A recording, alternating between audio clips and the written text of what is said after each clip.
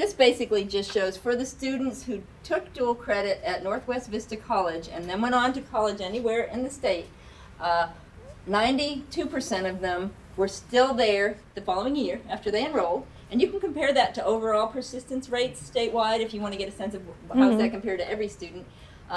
36% earned a baccalaureate degree in 4 years, and 42 earned a baccalaureate or associate. So one or the other or both.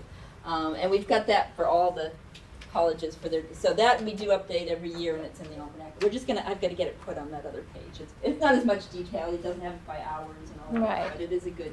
And this is something where, so a percent earned a baccalaureate in 4 years or fewer, 36%, 4-year graduation rates. I mean, this is not an exact comparison.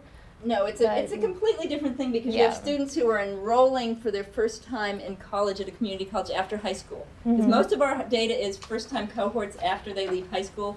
We don't track students for things like graduation rates generally. If a student is doing dual credit, say they started dual credit in 10th grade, that student is not at that point in time put into a graduation rate cohort. And tracked 6 years, like for the federal data or our data. It's when that student enrolls in college that then we track them. So their dual credit time doesn't count for things like graduation rates. So for this graduation rate are students who started at, is it Northwest Vista? Yeah. Yeah, who started there, and had they earned a degree within 3, 4, 6 years. We do 3 years for the associate degree.